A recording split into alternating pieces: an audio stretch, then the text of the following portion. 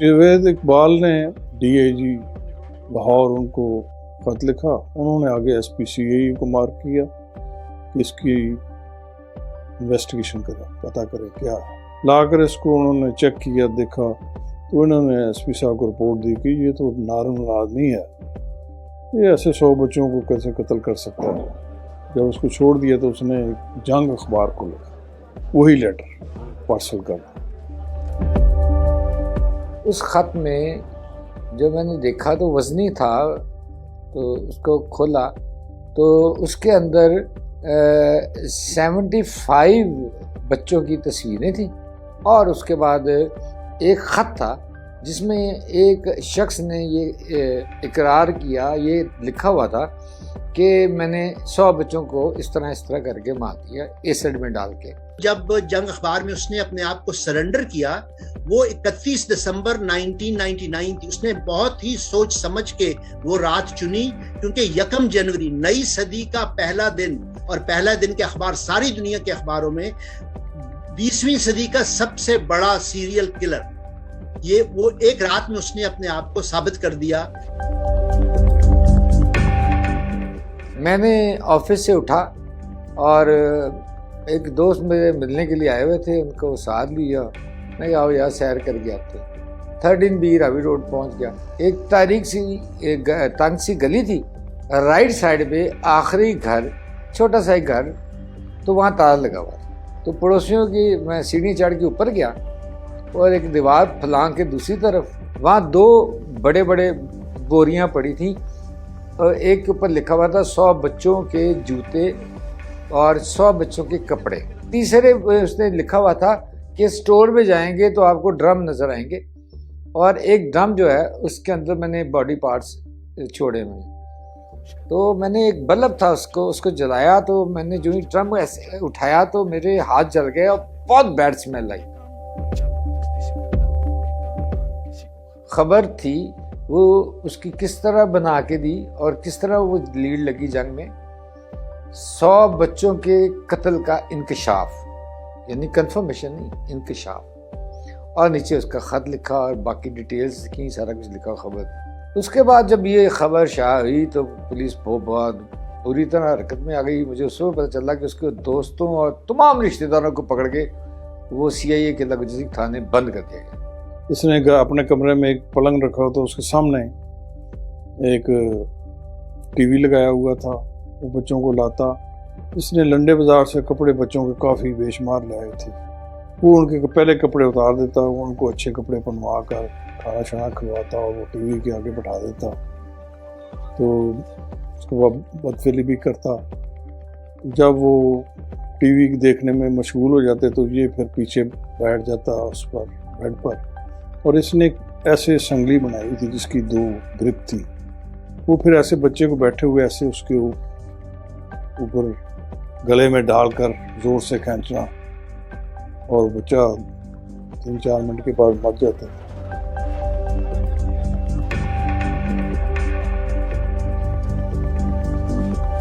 ऐसा हुआ कि एक दिन वो एक मालशी को लेके आया, मसाजर को।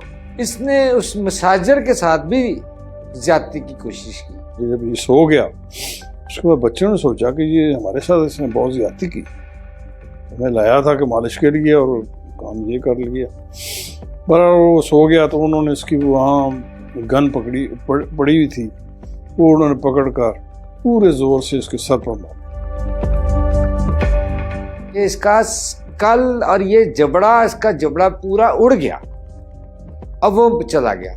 ये फिर जनरल हॉस्पिटल में कई माह ज़ेरे इलाज रहा। इसने बताया कि जी मेरी वालदा फौत होगी।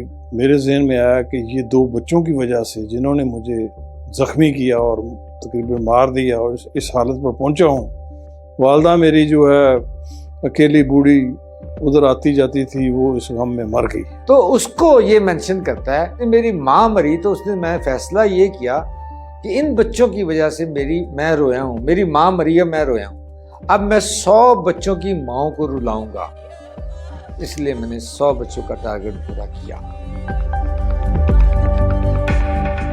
यहाँ पर अब माँ की मौत उस पूरे, जैसे हम अंग्रेजी में कहते हैं कि push him over the edge, वहां पर उस जहनी कैफियत में जो एक बहुत ही गैर सेहतमंद थी, और जिस्मानी तौर पे वो गैर सेहतमंद है, जहनी तौर पे अब वो बीमार होता जा रहा है। तो माँ की मौत ने उसको ट्रिगर किया, और वो एक ऐसी जहनी कैफियत में चला गया कि उसके बाद उसके लिए एक तरह से मौत को उसने एक्सेप्ट कर लिया था कि मैंने अब मरना तो है ही, मैं चंद दिनों का मेहमान हूँ, मरने से पहले मैं एक ऐसा काम कर जाऊं, मैं ऐसी गैर मामूली मतलब कुछ अचीव कर जाऊं जिसकी वजह से मेरा नाम तारीख की किताबों में रहे। तो मैं समझता हूं कि माँ की वफात और माँ के रोने ने उसको उस पूरे जो प्रोसेस है उसको एक्सेलरेट कर दिया जो कि पहले से मौजूद था।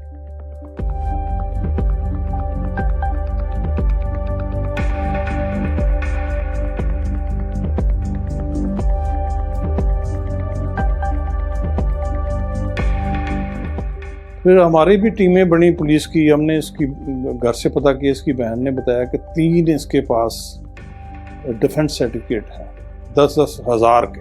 कैप्टन जुबैर मीर एसएसपी लाहौर जो उस वक्त थे, मैंने उन्हें कहा कि ये जो है ना, ये इस बैंक में से कभी वो उसके पास पैसे कम हो गए, चेक कैश कराने आएगा।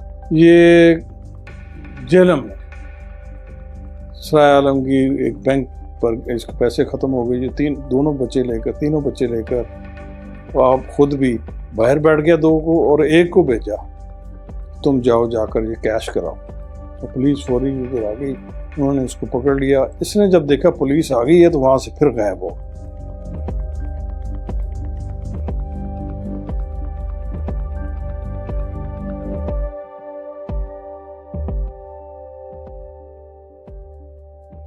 जवेद इकबाल ने एक अपनी डायरी में ये लिखा हुआ था कि आज मैंने अपने सबसे लाडले साजिद को भी मार दिया। तो उसकी बहन ने ये कहा कि वो साजिद से बहुत प्यार करता था, उसको कभी नहीं मार सकता। मीनवाइल इसी दौरान ये हुआ कि साजिद वो बैंक में गया, वहाँ साजिद उसके साथ ही था, तो वहाँ वो पकड़ा गया। कैप्टन जुबैर मीर उसको लेकर लाहौर आ गया, उसने सीआईए में प्रेस कॉन्फ्रेंस रखा।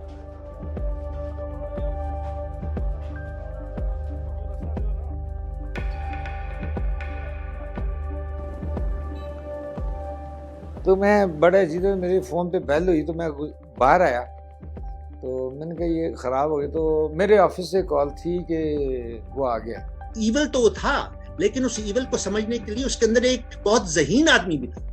तो उसने एक बड़े तरीके से मीडिया को सोशली बहुत ही मतलब पूरे मुल्क को उसने एक खास एक नैरेटिव दिया जो लोगों ने बाय कर लिया। उसके बाद उसका कोर्ट में केस चला, एक सजा दी गई, सज़ाए मौत उसको और साजिद को। He should be strangulated as he has committed the murder of 100 children, and the court has recommended that execution should take place in the presence of legal heirs of the deceased as provided under section 302 APPC. After that, his dead body should be cut into 100 pieces and the same should be put in a drum containing the acid which has been the formula which has been described by him in his text. जब ये मुकदमा interest किया गया उस वक़्त फिराब बड़ी मुख्तलिफ थी। जनरल मुशर्रफ की नई नई हुकूमत आई हुई थी, आते ही ये वाक़या हो गया तो अखबारें बड़ी पड़ी थी। मिनिमम पॉसिबल टाइम में 100 कितने गवाह थे और कितने 300 कितने पेज के बयान थे और जजमेंट थी।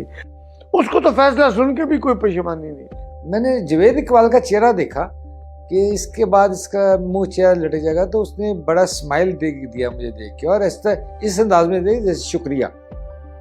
फिर वो मेरे पास से गुजरा और मुझे गले मिला जाते हुए, और फिर मुझे कहता आपका बहुत बहुत मैं मशकूर हूँ। जवेद इकबाल को उसके डेथ सेल में मिला, फांसी घाट में मिला, तो जिन चीज़ों ने मुझे हैरान किया, पहली बात ये कि वो वहाँ ज़मीन पर बैठा, गद्दे पे बैठा था, उसके हाथ में एक तस्बीह थी, सब्ज़ रंग की तस्बीह, और वो तस्बीह फेर रहा था जो मैं एक्सपेक्ट नहीं करता था। दूसरा, वो इतना पुरसकून था कि मतलब है, मैंने ज़िंदगी में बहुत कम लोग इतने पीसफुल पुरसकून देखे, रिलैक्स था।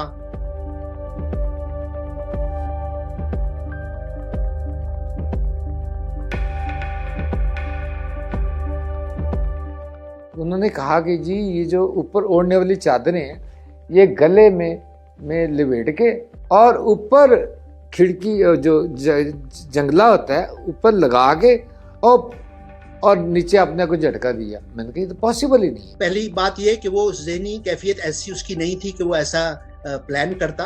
नंबर 2, ये कहना कि जी उसने छत से रस्सी लगा के अपने आप को हैंग कर दिया। वो उस कमरे में मैं मौजूद था, वो कमरा कोई 20-25 फुट हायर सीलिंग्स थी, वहां पर ये मुमकिन नहीं है। तीसरी बात ये कि वो जो उसका दोस्त था या जो उसका कंप्लिस था साथ वाले कमरे में, 2 लोगों का एक ही रात एक ही वक्त खुदकुशी करना, इसके मतलब चांसेस बहुत कम है।